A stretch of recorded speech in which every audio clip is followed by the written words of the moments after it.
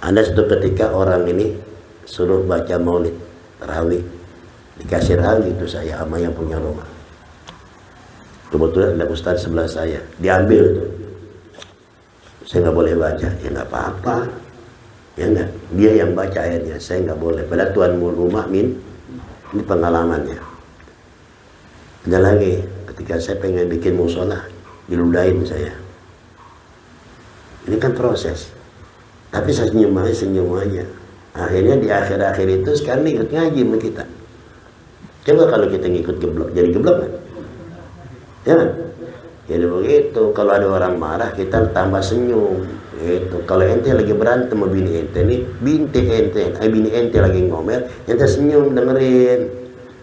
Api jangan jangan lawan dengan api. Ambil wudhu, kalau bisa dengerin aja, biar ente anggap aja dia rombeng, dia ngomel gitu aja. Ya kan? Ada satu amalan yang paling utama di atas amalan yang utama. Jadi fadilah itu di atas segala fadilah. Tapi kalau kita sanggup ngerjain, ya mudah-mudahan kita sanggup ngerjain, amin. Amin. Ya. Kata Rasulullah sallallahu alaihi wasallam, afdalul fadaili antasila man qata'aka. Keutamaan yang paling utama dari segala yang utama itu, kau menyambung silaturahim kepada orang yang memutuskan silaturahim kepadamu. Jadi kalau makan ada orang mutusin silaturahim sama kita, dia benci sama kita, dia gedek sama kita lapang dada paranin. Ya jangan sampai kita ikut sama-sama mutusin silaturahim. Makanya saudara sekalian, niatkan di saat kita hadir pengajian, bukan saja kita hadir ke pengajian, ada niat-niat yang lainnya supaya nilai tambahnya ada. Setiap malam Sabtu kita kumpul di sini, niatnya silaturahim di samping pengajian. Itu banyak pahalanya. Ya. Tapi yang paling afdol lagi ini, yang paling susah saudara sekalian, ada orang marah sama kita, apalagi itu orang salah sama kita. Gitu loh, kita paranin, maafin saya ya, saya yang salah, bukan ente yang salah. Nyambung silaturahim, orang yang mutusin silaturahim. Contoh, kita bahas masalah keluarga aja dah, biar cepat ngerti pengajian. Biar cepat ngerti pengajiannya. Apa contoh? Umpama si Ade punya salah sama abangnya, ya. Si Ade punya salah sama abangnya. Kira-kira abang gampang nggak maafin adiknya yang punya salah tuh? Gimana? Susah? Berat? Biasanya abang teka. Ya, abang teka, adik kaku. Ini nggak kayak ugel-ugel buntut kerbau. Abang gengsi, najis, gua nanya duluan sama dia, ngapain? Dia yang salah kok, masa gua? Gitu ya. Ini saudara sekalian, memang kalau kita ikutin nafsu, ya begitu. Tapi kita harus ingat ancaman Allah, kata Nabi, la yadkhulul jannata qati'ur rahim. Tidak bakalan masuk surga orang yang memutuskan silaturahmi. Yang kedua, tidak ada ajaran yang muda harus selalu datang sama yang tua. Sesekali bolehlah yang tua datang sama yang muda. Jangan jatuh gengsi. Bang, emang setan itu selalu pengennya timbul keributan buat kita. Yang dikerjakan selalu mendatangkan murkanya Allah. Ini propagandanya iblis atau setan. Gitu loh. Itu setan maunya begitu. Lawan gitu. Kita pasang niat. Jadi jangan faktor gengsi kita kedepankan, faktor agama, nilai agama kita kebelakangkan. Padahal ruginya jauh loh. Ruginya jauh. Banyak. Kalau kita marah sama tetangga, jalan jadi muter. Nggak mau lewat situ. Di dunia udah berbukti tuh kita bikin sempit jalan. Semen faktor nafsu ini, ya, yang kita nggak bisa sadar. Pantas nggak kira-kira, saudara, pantas nggak kalau kita mati nih bawa marah? Pantas nggak? Apalagi saudara, Kita harus berpikir jernih, ya. Sama orang lain saja kita bisa berdampingan, kenapa sama saudara enggak? Sama orang lain saja kita bisa berpelukan, kenapa sama saudara enggak? Ada filosofi, tuh air tuh, kayak air. Air terjun, saudara tahu? Itu air terjun, biar dibacok bagaimanapun, nyambung lagi, itu saudara. Bagaimana pada urusan-urusan yang pelik, yang berat, ya, nggak bakal bisa putus, saudara. Namanya juga saudara. Oh, makanya nih termasuk pekerjaan yang paling afdol. Bisa nggak ngerjain? Insya bilang bisa, gue belum nyanggup gitu. Gue sanggupin takut gue bohong, ya. Nah coba, ini semua timbul dari hati. Kebersihan hati itu yang membuat orang nanti punya apa? Punya lapang dada, legowo. Itu kita harus pikir dalam-dalam, nggak ada manfaatnya sebetulnya. Hanya kita itu gara-gara kalah nafsu, ya, gara-gara mempertahankan nafsu, gengsi, akal jadi kalah. Ini pernah saya terangkan, saudara sekalian, ada dua kekuatan dalam diri kita nih, dua potensi, akal dan nafsu. Dia selalu mencari kebenaran. Nafsu nyari benar, akal nyari benar. Kalau akal yang menang, nafsu yang kalah, kita selamat. Kalau nafsu yang di depan, akal yang kalah, kita celaka. Itu, ya. Makanya gunainlah akal sehat. Betul ya, supaya apa? Supaya kita berpikir. Dan apalagi memang ada orang yang sengaja untuk memecah belah umat. Sehingga kata Nabi, kalau kehadiran kita untuk memecah belah umat, memprovokasi orang itu biar jangan sampai bersatu, itu kata Nabi sejelek-jeleknya manusia yang jalan di permukaan bumi ini. Syarrun nas al-masya'un bin namimah al-mufarriqun bil habibah. Manusia yang paling jelek jalan ke sana ke sini, dia buka tuh. Dia bagaimana caranya orang lain ini supaya pada ribut. Digirang kau lihat orang pecah, digirang dilihat orang pada ribut. Dengan hasil karya dia dibangga. Ini sekarang kan banyak nih buzzer. Ya, lu tanggung jawab di akhirat ntar. Di dunia saudara boleh menang, mempertahankan gengsi dengan uang, silakan. Kita ini kalau tidak ada tanggung jawab di akhirat, apapun kita bebas kehidupan yang kita lakukan. Yang kita khawatirkan nanti di akhirat, kira-kira nanti kita ini ibadah kita diterima apa kagak, dosa kita diampuni apa kagak. Apalagi kesalahan sama orang lain. Kita bawa mati itu memutuskan silaturahim, itu kata Nabi gak bakal masuk surga. Orang yang mutin silaturahim. Ya Allah, ini yang saya sampaikan nih. Ya. Hak-hak kita selaku manusia yang beriman, haknya Allah, haknya Rasul, saya sudah sampaikan. Waktu baca ayat mah pinter banget, ya, pinter banget, ya. Duribat alaihimuz zillah aina ma sukibu illa bihablim minallah wa hablim minan nar. Ayatnya pinter, pada bisa semua, ya kan? Allah ciptakan kehinaan di dunia ini, kecuali orang yang apa? Hubungan baiknya kepada Allah bagus, maka hubungan kepada manusia pun bagus, ya. Ada satu ucapan dan nasihatnya ulama, ya. Jadi kata ulama ini, kalau ya batin kita man aslaha, kata ulama, man aslaha sariratahu aslahallahu ala niyatahu. Kalau orang itu batinnya bagus, pasti zahirnya bagus. Paham ya? Ini kaidah hidup nih. Kalau batin kita bagus, insya Allah langkah kita juga bagus. Tapi kalau batin kita tidak bagus, langkah juga kita nggak bagus. Jadi sebetulnya saudara sekalian nih, kita ada yang perlu kita ketahui secara zahiriyah, ada yang kita nggak perlu tahu. Sehingga ada, ya, nasihat, kalau kau melihat seseorang, jangan kau baca pribadinya seseorang tadi. Lihat aja dah temannya, kemana dia berteman. Sebab teman itu cepat mempengaruhi, gitu loh. Sifat-sifat dan karakter orang lain yang kita temani itu bisa mempengaruhi. Coba ada contoh. Orang kalau sering bergaul sama orang kaya, sombong dikit. Kayak dia yang kaya mereka sombong. Ya. Ya kan? Kalau ada orang dekat sama jenderal, wah, seakan-akan dia yang jenderal, bukan jenderalnya.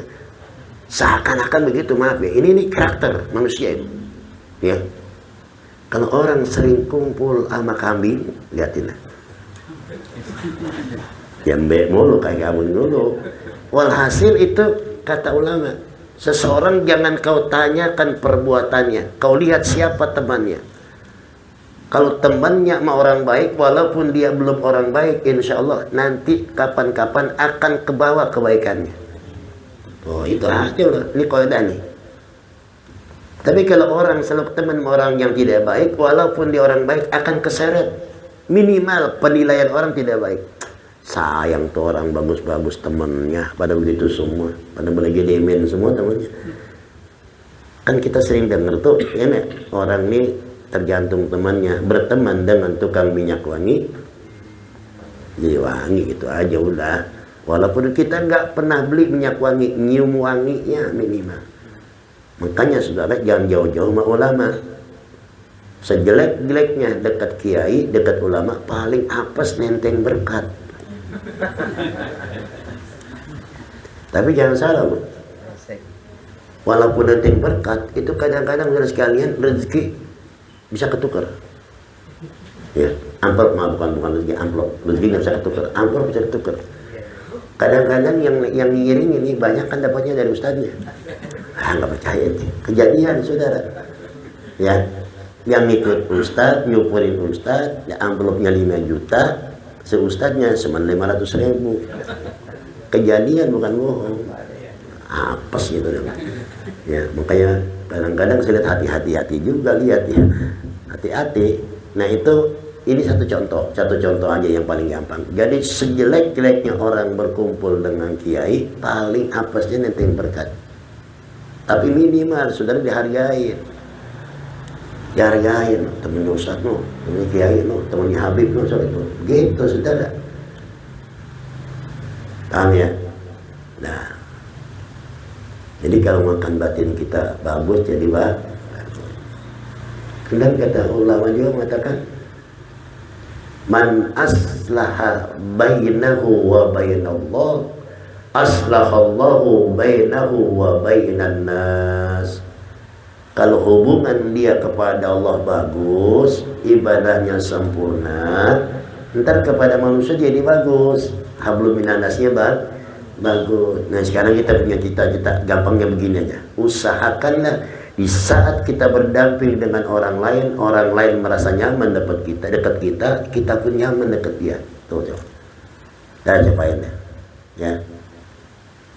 Kita kan kadang-kadang suka masuk terbawa emosi. Nah itu. Ya termasuk saya yang ngajar. Sebenarnya sekarang bukan saya terlalu benar, tidak. Ini salah satu proses untuk menyikapi kehidupan. Seutama-utamanya yang paling utama satu itu kata Nabi, ya antasila man qata'aka. Kemudian yang kedua wa tu'tiya man haramaka. Memberikan hadiah kepada orang yang belum pernah memberikan hadiah kepada kita. Nah hebat pahalanya tuh. Kita punya tetangga pelit banget, belum pernah ngasih sama kita, kasih aja.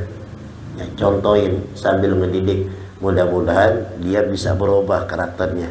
Sebab saudara sekalian, pelit itu karakter loh. Pelit karakter. Sehingga disimpulkan orang-orang yang paling berat ya dalam rangka ibadah itu, dan ini termasuk daripada pahala yang besar, sedekah.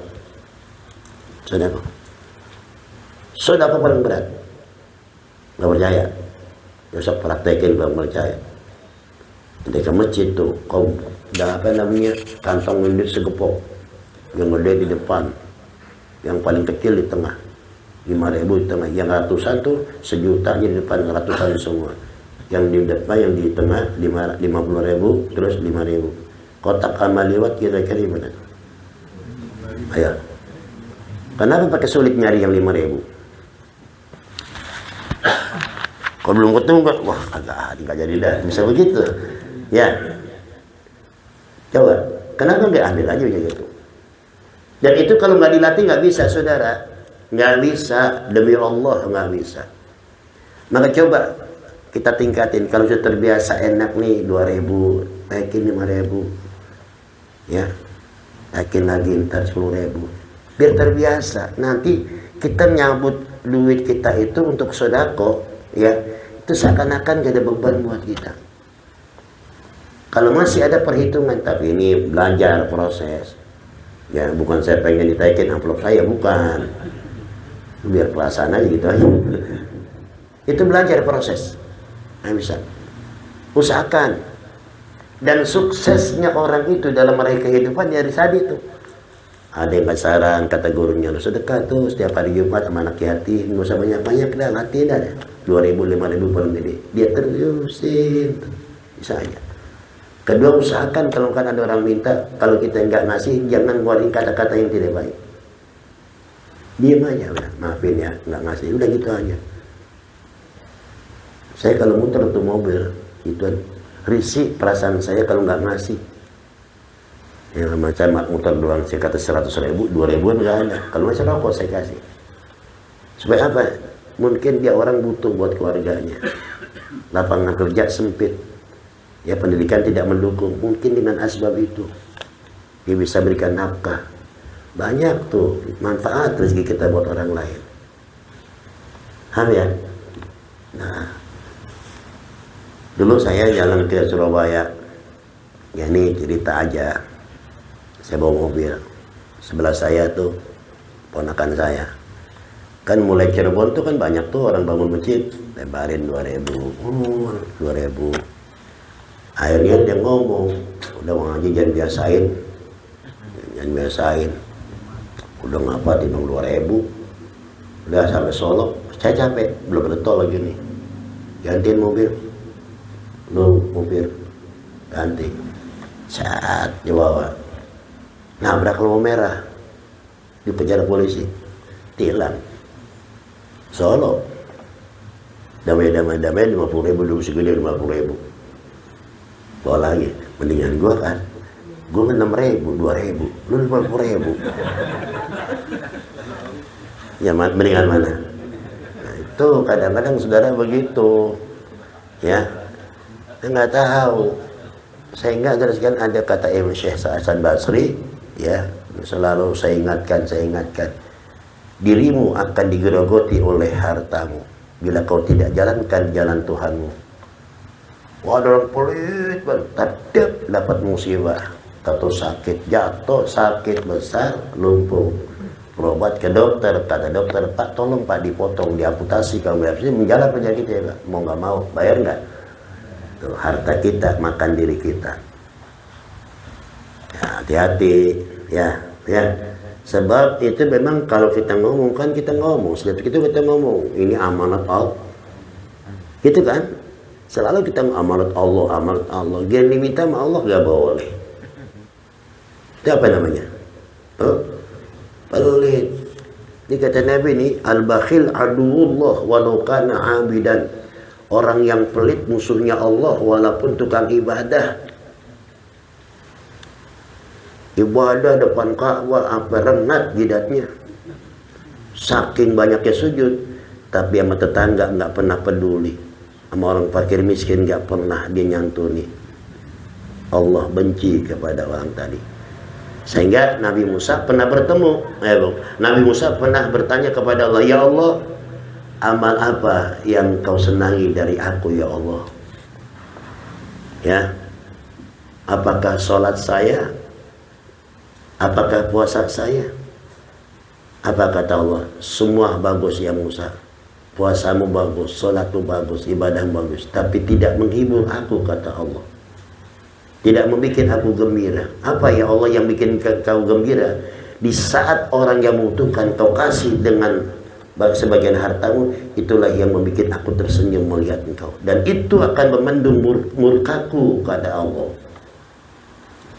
Ya, wah, jadi kalau misalnya dikit-dikit praktekin, ya, praktekin. Jangan dirawatin pelit. Nih, ada contoh nih, bulan puasa besok, bagi-bagi rezeki sama tetangga. itu, jangan takut kehabisan. Pak Mani mau makan, bikin sembako 5 bungkus buat tetangga. Tuh. Sebelum bulan puasa, bisa tambahin lagi tahun besok, bikin 10 dilatih. Kalau badannya nggak bisa, itu kita kan nggak bisa langsung lahir langsung lari, pelan-pelan aja dulu, latih. Entah sapi banyak, sehingga kalau ada Allah berikan rezeki yang mudah, mungkin bisa 1 RT kita perhatikan. Kenapa emang? Ya kan? Nah, ini sekalian, supaya kita terlatih. Jadi amalan yang paling besar pahalanya adalah orang yang memberikan sedekah. Wa tu'ti man harama, memberikan hadiah kepada orang yang belum pernah memberikan kepada hadiah kepadamu. Yang terakhir, wa tasfahu amman zalamaka. Nah, ini berjabatan tangan kepada orang yang menzolimumu. Orang jahat banget sama kita, ya, kita maafin kezalimannya dia, kita salamin. Beratnya berat, makanya pahalanya besar. Semakin berat kerjaan kita, semakin besar pahalanya. Ya, ini orang jahat banget sama kita, apa aja dah dikerjain biar kita hancur, paranin. Ya, nah, ini pengalaman dalam kita proses ya. Kita merangkak jadi ustadz, ya. Ada satu ketika orang ini suruh baca maulid tarawih, dikasih rawi itu saya sama yang punya rumah. Kebetulan ada ustadz sebelah saya, diambil itu. Saya nggak boleh baca, ya nggak apa-apa, ya nggak. Dia yang baca ayatnya, saya nggak boleh. Padahal tuan rumah ini pengalamannya. Ada lagi, ketika saya pengen bikin musola, diludahin saya. Ini kan proses. Tapi saya senyum aja. Akhirnya di akhir-akhir itu sekarang ikut ngaji sama kita. Coba kalau kita ngikut geblok, jadi geblok kan? Ya, jadi begitu. Kalau ada orang marah, kita tambah senyum. Itu. Kalau ente lagi berantem sama bini ente nih, bini ente lagi ngomel, ente senyum dengerin. Api jangan jangan lawan dengan api. Ambil wudhu kalau bisa, dengerin aja biar ente anggap aja lagi rombeng, lagi ngomel gitu aja. Ya kan? Paham ya? Jadi damai kita. Sehingga satu ketika saudara sekalian, ini cerita omong orang tua saya ya. Ini orang tua saya ngomong, almarhum, mudah-mudahan Allah ampunkan dosanya. Sampai dia ngomong, gua sama anak gua makmur, gak pernah dia keluarga gua dengar dia ribut. Satu rumah saya pernah, gak pernah. Gua kira anak gua gak pernah ribut. Padahal kita yang manusia ributnya. Hiasan rumah tangga untuk menambah kecintaan dan keindahan, ribut. Habis ribut jadi mesra. Kan gitu. Itu udah hiasan. Namanya kita kan lagi mengarungi bahtera rumah tangga. Ombak dan badai kita hadapin. Ya enggak? Jangan sampai pecah tuh perahu yang kita bawa. Kesalahan, diem aja masuk ke kamar. Udah, biar nggak ada pantat dulu, paling seminggu. Ya enggak? Ya, entar ya lama-lama. Itu namanya kita berusaha. Jangan sampai biarkan meleduk di perut, jangan meleduk di mulut. Itu peribahasa orang Betawi. Nah ini aja, mudah-mudahan bermanfaat. Amin ya rabbal alamin.